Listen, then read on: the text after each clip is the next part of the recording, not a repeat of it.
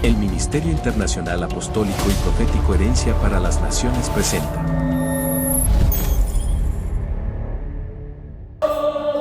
Y el Señor es mi Rey, mi todo, aleluya. Y el Señor es mi luz, mi Rey, el que me hace vibrar, el que me hace vibrar de gozo. El que guía mis pasos, el que tiene sus brazos, el creador de los cielos.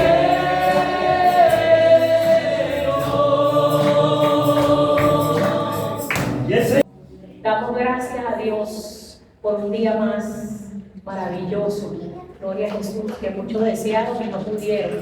Pero la gracia del Señor sigue con nosotros. Y a los que siguen conectados con nuestras redes sociales, bendecimos al nombre del Señor por tu vida, por tu casa, por tu familia. Deseamos que cada día te mantengas conectados a nuestras redes para seguir escuchando y meditando en la palabra que nos edifica. Dios te bendiga y Dios te guarde. Permito leer el título de esta disertación, una parte de un completo. Para entrar ya en materia, quiero hacer un preámbulo. El preámbulo es que todas las escrituras que fomentó este hombre llamado el apóstol Pablo tienen una connotación de índole teológica. La primera carta, que es el libro de Romanos, insta a lo jurídico. Romanos es un libro netamente jurídico. Una de las cartas, que es primera y segunda de Corintios, ubicada en Efesios, en la ciudad de Corintios, esa es una carta moralista, para hablar de la conducta moral. La carta de los Gálatas es una carta que hablaba refutando las falsas doctrinas de aquel momento. La carta de los Colosenses hablaba sobre la ética en el cristianismo. La carta de primera y segunda de Tesalonicenses es escatológica. Habla todo lo que es los eventos por venir. La carta de los Filipenses habla de la cristología. Y la carta primera de Timoteo, segunda de Timoteo y Tito son cartas pastorales. La carta de los Hebreos, que no tiene un autor definido, algunos presumen que es el apóstol Pablo, aunque el apóstol Pablo todas las cartas las firmaba, otros auguran más que es Apolo, pero estaba hacia los hebreos, no hacia los judíos. Usted dirá, no es lo mismo, no. Los judíos son los que no se movieron de su pueblo y los hebreos fueron los que cruzaron. Cruzar es la palabra hebreo y haciendo referencia a nosotros en este tiempo que pasamos de las tinieblas a la luz, del mundo a Cristo, y estaba dirigida netamente a ellos. Pero la carta de los Efesios tiene una connotación muy peculiar porque es una carta eclesiástica.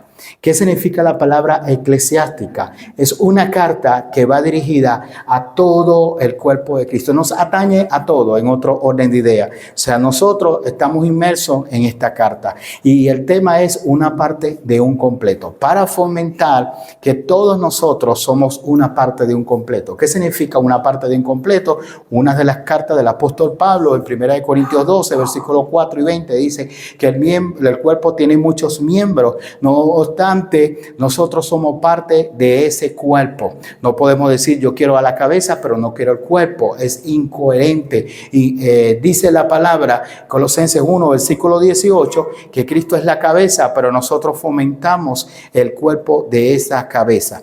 En otras palabras, la palabra comunión es una palabra compuesta que significa común unión, algo que tenemos en afinidad y tenemos que amalgamarnos para darle eficacia a eso que ambos tenemos en consenso. Entonces, cuando hablamos una parte de un completo, me refiero no a la plenitud en Cristo. Colosenses 1:10 dice que estamos completos en Cristo, pero desde la perspectiva de la gracia. Desde la perspectiva de la gracia que ya si el Señor se tomara un selfie con Jesús, apareciera Jesús. Si Jesús se tomara un selfie con nosotros, apareciera no nosotros, porque Dios se vació en Jesús y Jesús se vació en nosotros. No nos hace falta buscar por fuera lo que ya tenemos por dentro. Fíjese lo peculiar de esto, que Dios no cabe en los cielos, pero sí cabe en nuestro corazón, porque los cielos de los cielos no lo pueden contener, pero nuestro corazón sí. Donde haya alguien rendido a Él, Él va a poder caber allí. dentro de nosotros. En ese sentido estamos completos, pero de la perspectiva de fusionarnos en una función objetiva, no estamos completos. Necesitamos poderlos coadyuvar unos con los otros para darle corporativamente un crecimiento a ese pedazo que Dios puso dentro de nosotros. Por eso que dice la Escritura en 1 Corintios 12, versículos 13 y 14, que el ojo no le puede decir a la mano, no te necesito, ni la mano al ojo, ni la boca. Imagínense que la mano no vino hoy a la iglesia, entonces el cuerpo no puede tomar algo. Imagínense que el pie no vino hoy a la iglesia, el cuerpo no va a poder caminar correctamente. Imagínense que el ojo no vino hoy, no puede realmente moverse con liberalidad. Por eso que se necesita engranar unos como los otros. Y siempre escucho esta palabra muy coloquial decirlo, es que la iglesia no es algo físico, la iglesia somos nosotros. Sí y no, y ya se lo explico. Eso se toma a propósito de algo que dice en Hechos 17, versículo 26 y 27, que el apóstol Pablo pasaba por un templo donde estaban los picunios congregados en el nombre de Dios y daban adoración en ese templo a Dios. Y él dice, no habito allí en manos o en obras físicas donde los hombres pueden venerarme. Para dar a entender ese texto, saliendo del contexto bíblico para buscar un pretexto, es que no necesito ir a la iglesia porque resulta ser que yo soy la iglesia. Pero el apóstol Pablo lo que le estaba dando a entender era que Dios no estaba en los muñecos, que Dios no estaba en las imágenes, que Dios está donde alguien le adora en espíritu y en verdad. No obstante, la Biblia dice, fíjense bien esto, la Biblia dice 144 veces la palabra congregación. La primera vez que se denota es en Éxodo 12, versículo 3. Dice, congregación significa reunión. Y es un hombre llamado Moisés, que fue el primer apóstol llamado al pueblo de Israel. Hebreos 3:1 lo dice. El segundo apóstol fue nuestro Señor Jesucristo, llamado a sus apóstoles, que fueron los del Cordero. Y ahí hay una discrepancia totalmente teológica, una crisis teológica, porque en Hechos 1, 21 y 22, cuando fueron a elegir el sucesor de Judas, que fue Matías, el apóstol Pedro puso unas condiciones que para ser apóstol necesitaba ver la muerte y la resurrección y caminar con Cristo. Eso de la perspectiva del Cordero, eso generó una confusión, tanto así que en Apocalipsis 2, el apóstol Pablo dice que el último fue él, pero eso es totalmente inverosímil a lo que más adelante se desarrolla, porque los que están en los últimos del Cordero fue él, porque en Gálatas 1, 15 y 16 el Señor se le revela a él. Y hoy voy a adentrarme a lo que significa el ministerio quíntuple, porque cada casa tiene una misión y una visión, y esta casa tiene que enfocar a dónde estamos, a dónde vamos, quiénes somos, por qué y para qué, porque nadie va a seguir a alguien que no conozca sus orígenes y que no sabe cuál es la visión que lleva a seguir. Y el ministerio quíntuple es algo que ha tenido por muchas generaciones ataque de manera acérrima, porque una cosa es los apóstoles del Cordero, otra cosa es el apostolado de Moisés, que fue llamado al pueblo de Israel, y otra cosa son los apóstoles de la gracia, donde está en vigencia el profeta, donde está en vigencia el evangelista, donde está en vigencia el pastor, donde está en vigencia el maestro. ¿Puede levantar su mano derecha? Diga conmigo, este dedo que está acá se llama meñique. Este dedo es el apóstol. Ese dedo, el pulgar, que es el apóstol, vamos a decir los nombres: meñique, anular, corazón, anular y, pulgar, índice, corazón, anular y meñique. Los 5 dedos. El más pequeño de todo es el apóstol. Hoy vamos a romper un poco cosas en el mundo espiritual, porque el que más, la Biblia dice que el que quiera ser más grande, más pequeño es.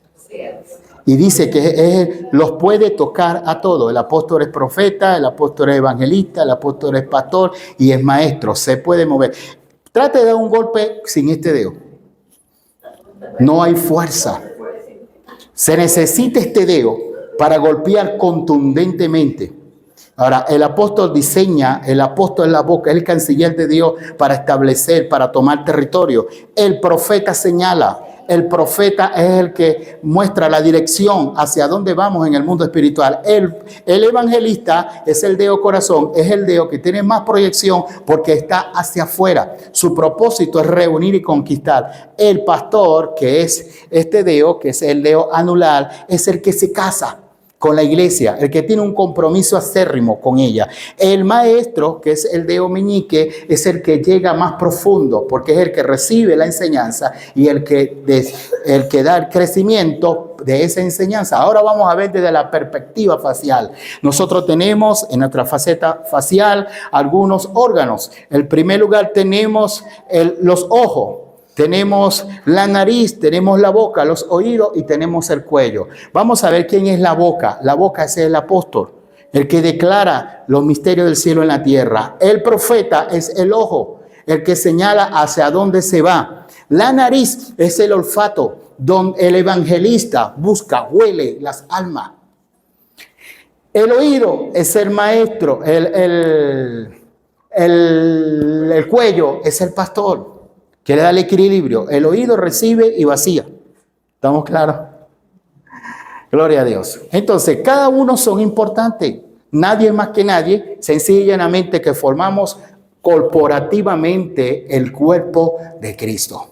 Por muchos años la iglesia ha estado ausente de estos diseños quíntuples, pero no es algo que lo llamó una organización, no es algo que lo llamó un hombre, es algo que llamó Dios. Efesios 4:11 dice, y alguno llamó la iglesia tal, o el pastor tal, o el apóstol tal, o la organización tal, para no nombrar por lo ético, llamó Dios.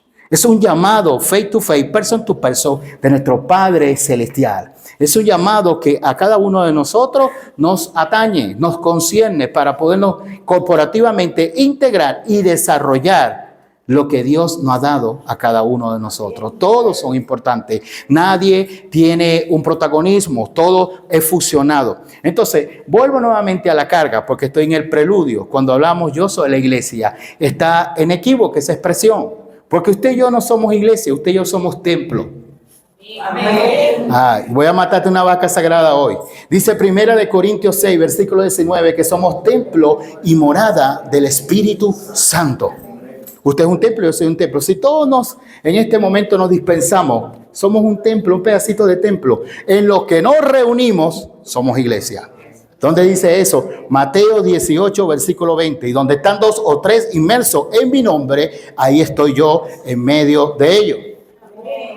En otras palabras, como lo dice el Salmo 133:1, ahí envía Jehová y bendición y vida eterna. Cuando nosotros nos engranamos, corporativamente fomentamos una estructura en el mundo espiritual. No importa si hay algo físico o debajo de una mata o en ese espacio está consagrado. Y no algo de nueva data, es algo de vieja data. Dice que en el tiempo de Moisés habían 5 columnas donde descansaba el tabernáculo. Por eso que inicia las escrituras con un Pentateuco, que son 5 libros. ¿Cuáles son? Yo quiero Biblia hoy. ¿Dónde están los exegéticos aquí de esta casa? Yo lo voy a provocar. Usted tiene que juntarse con gente que lo provoque, que lo inspire a ser mejor, que sea diferente, que me enseñe. Fíjese bien esto. Mi asignación es llevarlo a su destino profético. Porque si no fracasé, es como el que está enseñando a manejar a alguien. Yo me siento al lado, pero si pasa algo, soy el responsable yo. Pero mi propósito, mi asignación es que aprenda. No te escucho decir nada hoy. Fíjese bien. Perexi, que es Génesis, salida, que es Éxodo, Levítico, que es Estatuto, Números, que es... Números tiene que ver con preceptos y Deuteronomio, que es un resumen de los 5 que se llama Pentateuco. 5. El ministerio quíntuple. Dios tiene 2 manos, el Antiguo Testamento y el Nuevo Testamento. Y si va a las divisiones de las Escrituras, comienza por un Pentateuco, comienza por libros históricos, 17 libros históricos, 5 libros poéticos, 5 proféticos mayores y 12 profetas menores, 5 deos.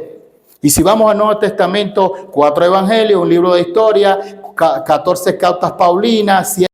El ministerio quíntuple no puede operar nada más a nivel apostólico. ¿Qué es a nivel apostólico? Si solamente hay un apóstol, pero no hay profeta, no hay evangelista, no hay maestro y no hay pastor, es hegemónico. Solamente él es una autoridad. Y si es solamente profético, es místico. Todo es místico. Esa silla está vacía porque aquí se sienta Dios. Eso es algo místico. El Señor me profetiza eso. El Señor es místico. Y si es evangelístico, gana, pero no sostiene. Y si es pastoral, tiene ovejas, pero no tiene hijos. Y si es maestro, solamente enseña, pero no impacta. Entonces se necesita fusionarlo unos con los otros. Y para eso hay algo que se llama discipulado. No te escucho decir nada hoy. Ay. Discipulado viene de la palabra disciplina. Y disciplina tiene que ver con algo que es formado y que es constante. Mucha gente viene como seguidor, pero no como discípulo. Como seguidor busca señales, pero como discípulo busca cimientos para poder crecer. Diga, no solamente sea un visitante, hazte un miembro. Porque el visitante viene y se va, pero el miembro forma parte de ese cuerpo. Es un ladrillo dentro del cuerpo de Cristo. Entonces, el discípulo son los que se quedan cuando los seguidores se van. Hello. Juan 6, versículo 60 al 66. ¿Quieren ustedes irse? Sí, yo me voy. Pero uno que se llama Pedro, que era muy testarudo, dijo, ¿a quién iremos si solamente tú tienes palabra de vida eterna? Entonces era un discípulo. El discípulo se somete. ¿Y se somete por qué? Así como la mujer al esposo. Se somete voluntariamente. Someterse significa, sujetarse significa someterse voluntariamente. Y lo hace por amor. Amén. Todo lo que hacemos, lo hacemos por amor. El discípulo se somete por amor. Pero a medida que va sometiéndose, el que lo está formando, ahora tiene la responsabilidad de él. De la manera que la esposa le entrega la autoridad al esposo, ahora es responsabilidad de él sostener todas las necesidades de ella.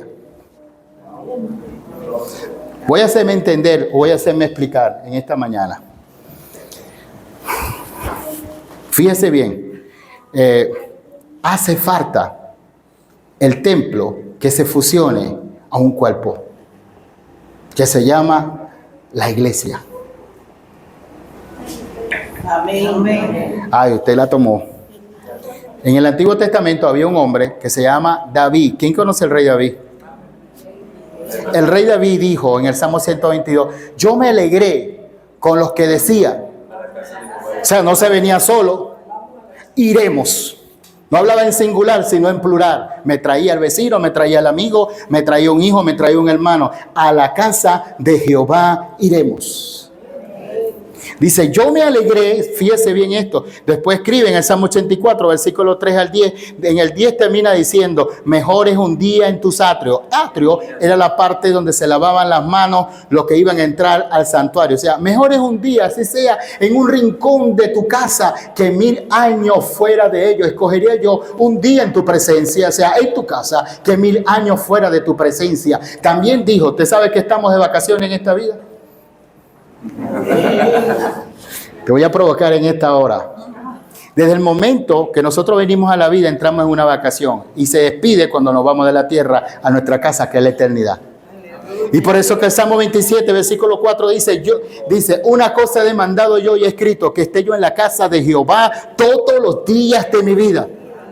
Te dirá, entonces David era un vago. No, no era un vago. Amaba la intimidad. ¿Sabe qué significa la palabra intimidad? Significa relación con Dios. Hay dos formas de venir a la casa de Dios. Una por costumbre y otra por necesidad. Si no viene por necesidad, va a venir un día por entrada o por salida. ¿Qué significa por entrada? Que quiere servir a Dios. Y por salida porque ya se está muriendo y necesita despedirse en paz delante de Dios. Cuando alguien viene por costumbre, cualquier otra cosa externa va a ser más relevante que venir por necesidad. ¿Dónde dice eso? La Biblia dice en Hebreos 10, versículo 24, dice la palabra del Señor, no dejando de qué, como algunos tienen por costumbre. Y eso no es nuevo, Primera de Samuel, capítulo 1, versículo 4, habla de que había un hombre llamado Elcana que tenía dos mujeres, era bígamo. Una se llamaba Penina y la otra se llamaba Ana. ¿Y sabes qué hacía Elcana? Iba a la iglesia con Penina y los hijos de Penina una vez al año. Pero Ana deseaba derramar su alma, o sea, iba por costumbre Penina y Elcana, pero Ana iba por necesidad. Cuando hay necesidad, usted pone demanda. Cuando hay necesidad, la Biblia dice, mientras los que tienen hambre y sed de justicia. Cuando hay necesidad, usted añora estar en la casa de Dios. Cuando hay necesidad, Dios le va a conceder, porque la Biblia dice en el Salmo 37, versículos 4 y 5, deleítate en Jehová y Él concederá las peticiones de tu corazón, porque Dios honra a los que le honran. ¿Y usted sabe algo? Que cuando venimos por necesidad, ¿qué es venir por necesidad? Señor, yo quiero crecer, yo no me quiero quedar enano, yo quiero avanzar. Una palabra que se suelte me va a dimensionar. Algo, un código en el mundo espiritual me va a llevar a sacar el depósito de Dios que puso dentro de mí, a desarrollarlo. Me va a dar una dirección en el mundo espiritual. Y fíjese lo que dice las Sagradas Escrituras en 1 Corintios 10, capítulo 16, versículo 19. Que la primera iglesia se reunía en un lugar geográfico. Y después en Hechos 5, versículo 42, dice que se reunían en un lugar como catacúmenas, porque había persecuciones, y también se reunían en las casas y todo lo compartían y la palabra de Dios corría y crecía, dice el Señor, aquella iglesia.